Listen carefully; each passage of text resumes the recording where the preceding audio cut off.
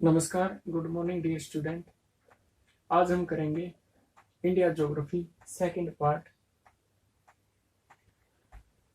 आज हम बताएंगे इंडिया के समुद्री मार्ग की खोज।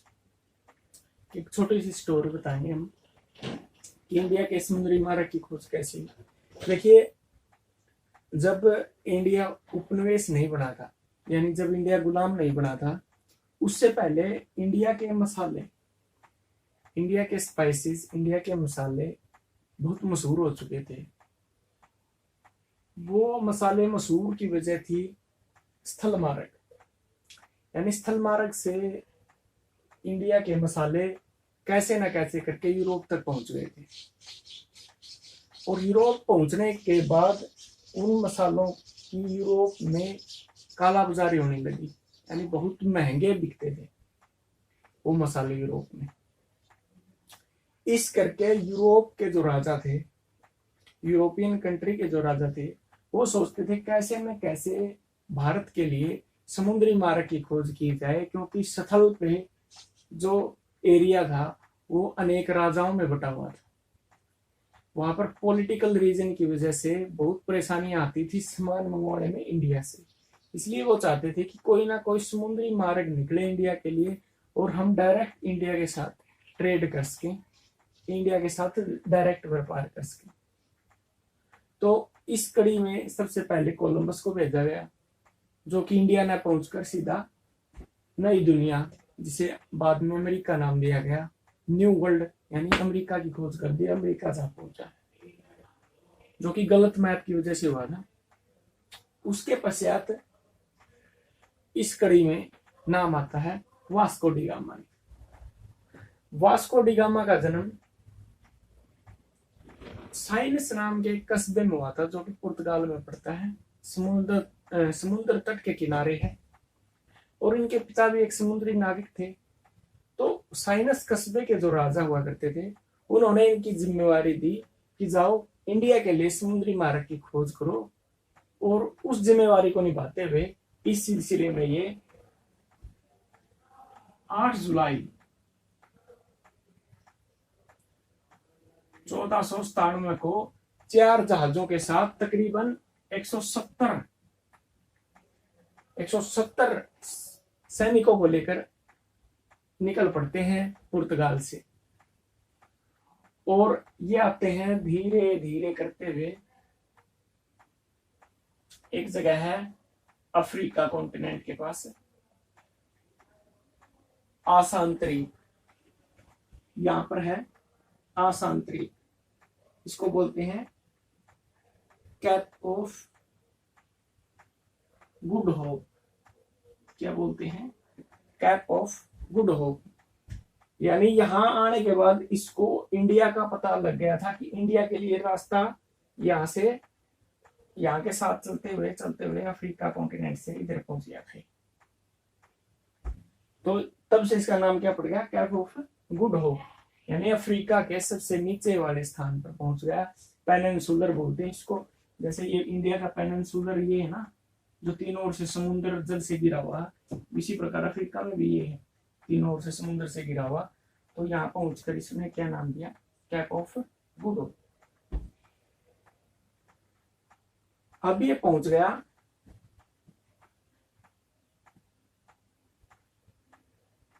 1498, 28 मई तो 1498 में केरल के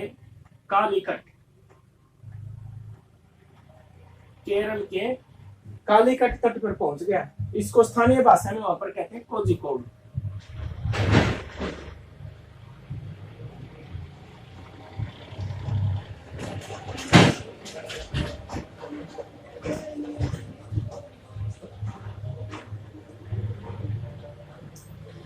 देखिए, केरल के कालीकट पर पहुंच गया 28 मई 1498 को। 8 जुलाई 1497 को चला था, 4 जहाजों के साथ चला था, 170 इंसानों के साथ चला था। और 28 मई 1498 को केरल के कालीकट, हिंदी में बोलते हैं कोझिकोड, वहां की स्थानीय भाषा में बोलते हैं, तट पर पहुंच गया था। और वहां के राजा से मुलाकात करी और व्यापार के बारे में बातचीत की, लेकिन इनका व्यापार सफल नहीं हो सका, क्योंकि ये थे ईसाई और वहां का राजा था मुस्लिम। धर्म की वजह से इनका व्यापार शुरू नहीं हुआ, लेकिन मेहमान के तौर पर इसका जहाज मसालों से लाद दिया गया। मेहमान नवाजी में इनकी कोई कमी नहीं छोड़ी गई, और ये मसाले लेकर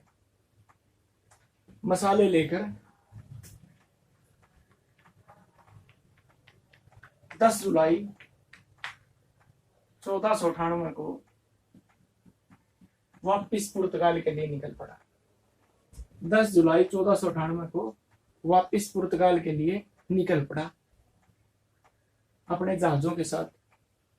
रास्ते में अनेक परेशानियों का सामना किया, कुछ सैनिकों की शहादत भी हुई, जान भी गई, और अंत में मसाले लेकर अपने राजा के पास पहुंच गया। वहां पर इसका जितना आदर सत्कार हुआ, इनामों की बारिश की गई। उसके पश्चात ये जितने भी वहां से जहाज आए पुर्तगाल से या यूरोपियन अन्य देशों से, उन सब का ये हेड बनकर आता था। कई दफा भारत आया, कई दफा भारत से वापिस गया, लेकिन इसकी मृत्यु हो गई कोच्चि के अंदर। इसकी मृत्यु हो गई कोच्चि के अंदर 24 दिसंबर 1524 में। 24 दिसंबर 1524 में मलेरिया के कारण बताते हैं। 24 दिसंबर 1524 में इसकी मृत्यु हो जाती है, और ये इसके नाम पर गोवा के अंदर एक शहर भी बसा गया। गोवा के अंदर वास्को डी गामा, गोवा के अंदर एक शहर बसा गया, गोवा के अंदर इनके नाम से। ये वो बंदा है जिसकी वजह से भारत गुलाम बना, उपनिवेश बना, अनेक कंपनियां आई।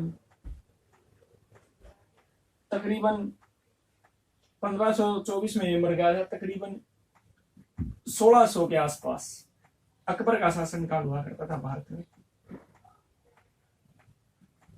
फ्रेंच, डच और अंग्रेज गोरे इसी काल में आए। इसके बाद यानी 1600 के आसपास सबसे ज्यादा जो कंपनियां हैं, विदेशी कंपनियां हैं, यूरोपियन कंपनियां हैं, वो भारत में आई और यहाँ क्या किया, ट्रेड किया, गुलाम बनाया भारत को।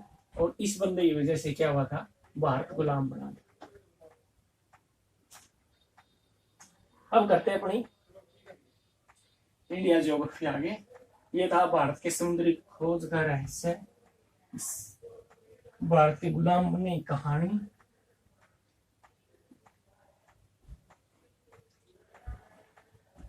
आइए अब देखते हैं ट्रॉपिक ऑफ कैंसर।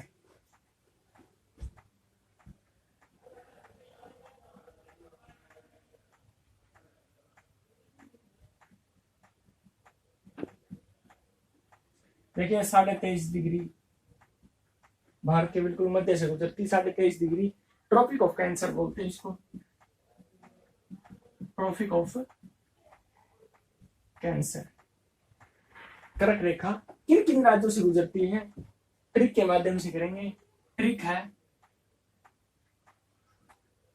देखिए 23.5 डिग्री पर जब सूर्य सीधा चमकता है, अपने जून जुलाई में चमकता है, तो बहुत ज्यादा गर्मी होती है, सबसे ज्यादा गर्मी होती है इस टाइम पे।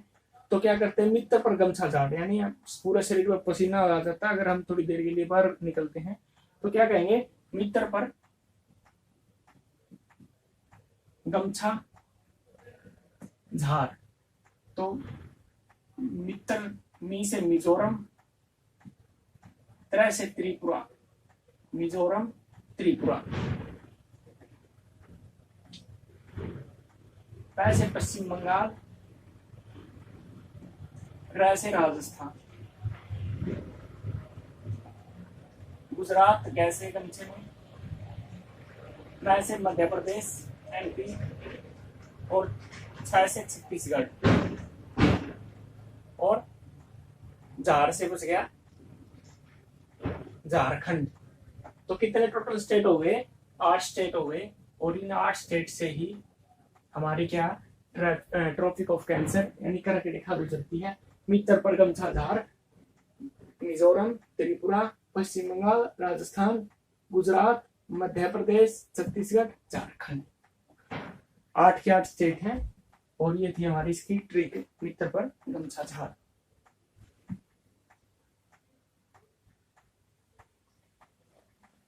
फिर उसके बाद देखते हैं और क्या चीज है। अब हम देखते हैं बाउंड्री, इंडिया की बाउंड्री। किन किन देशों से इंडिया की बाउंड्री लगती है? अब देखिए कितनी कितनी लगती है, क्यों लगती है, क्या नाम है। देखिए 55, इसकी भी ट्रिक है, बाउंड्री की भी ट्रिक है। 55 में एमबीए किया। वैसे तो एमबीए नहीं होता, 55 में कर लेते हैं, कई माहिर हो जाते हैं बिजनेस में। देखिए सबसे ज्यादा जो बाउंड्री लगती है, ये देश हमारा बांग्लादेश।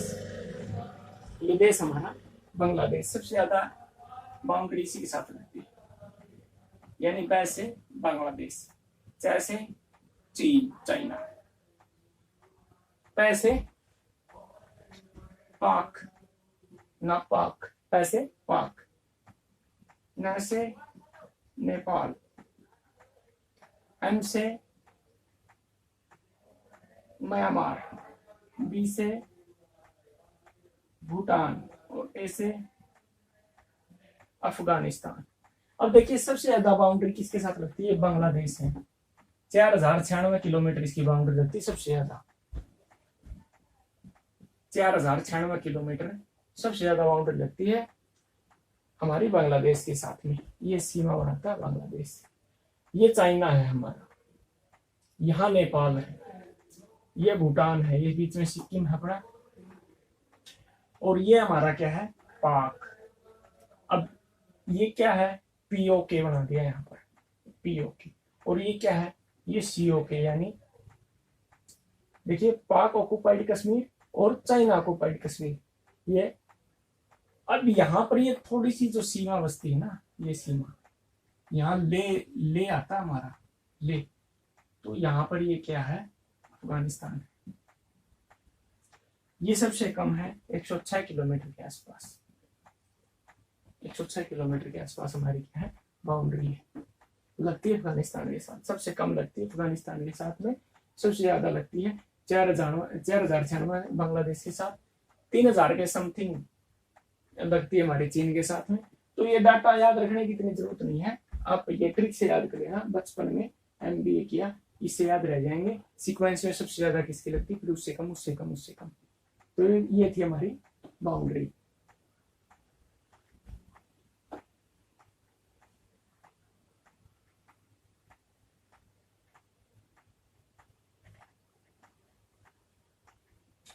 बाउंड्री के बाद क्या करते हैं हम? बाउंड्री के बाद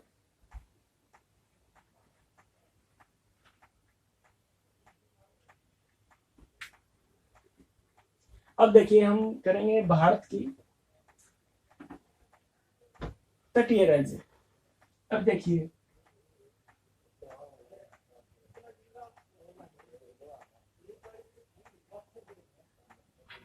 अब ये है ना, कितने कोस्टल हमारे स्टेट हैं, तटीय राज्य कितने इंडिया के अंदर?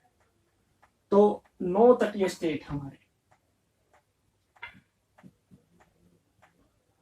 9 कोस्टल स्टेट, यानी 9 ऐसे राज्य हैं। सबसे पहले हो गया गुजरात, हो गया कर्नाटक, हो गया केरल, हो गया गोवा, हो गया कर्नाटक, हो गया आंध्र प्रदेश, हो गया और उड़ीसा, हो गया पश्चिम बंगाल, हो गया। तो ये कितने हो गए? हमारे 9 स्टेट हैं। और ये जो कोस्टल एरिया है, ये कितना पड़ता है? ये पड़ता है 6100 किलोमीटर, यानी इन 9 स्टेट का जो एरिया है वो कितना पड़ता है? 6100 किलोमीटर। अब ये बच कितना गया? ये जो लैंड है, ये एरिया कितना बच गया इन स्टेट का? ये कितना बच गया? ये बच गया 15200 किलोमीटर। ये कितना बच गया? 15200 किलोमीटर। तो अगर हम बात करें इंडिया के टोटल एरिया की, यानी 6100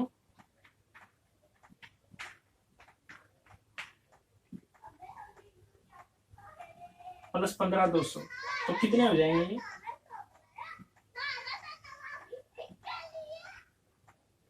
21,300 किलोमीटर हो गया।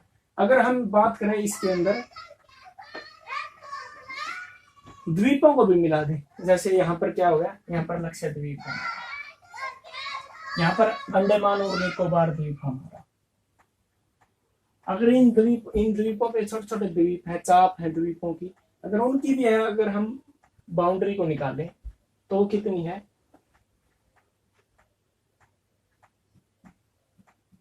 1416 किलोमीटर द्वीपों की बाउंड्री, 1416 किलोमीटर। अगर उसको और हम ऐड करें तो कितने हो जाएंगे?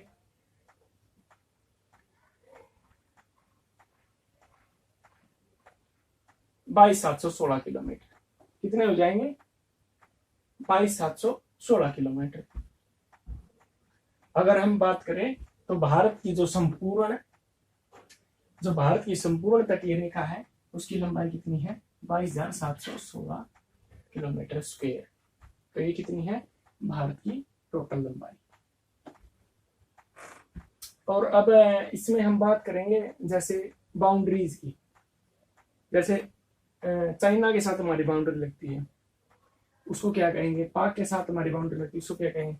जैसे बांग्लादेश है, सबसे ज्यादा 4,096 किलोमीटर हमारी जो बाउंड्री लगती है उसको बोलते हैं रेड क्लिफ जीरो लाइन। क्या बोलते हैं? रेड क्लिफ जीरो लाइन बोलते हैं इसको। बांग्लादेश के साथ लगती है। पाक वाले को बोलते हैं रेड क्लिफ। क्या बोलते हैं? Red Cliff.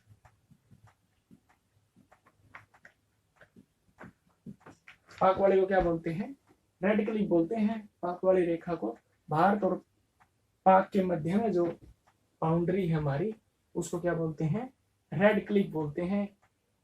आसान रहेगा क्योंकि ये हमेशा लाल रहती है, हमारे जवान यहाँ पर शहीद होते रहते हैं, इसलिए इसको रेड क्लिफ महोदय ने बांटी थी, 1947 में बांटी थी। चीन के साथ हमारी मैकमोहन, कौन सी रेखा है? मैकमोहन। चीन के साथ हमारी कौन सी रेखा है? मैकमोहन। 1962 के युद्ध के दौरान बांटी थी मैकमोहन। डूरंड रेखा है 1896 में भारत और अफगानिस्तान के मध्य में, उसको क्या बोलते हैं? डूरंड लाइन बोलते हैं। भारत और अफगानिस्तान के जो मध्य में है उसको बोलते हैं डूरंड लाइन। ये 1896 में बांटी गई थी।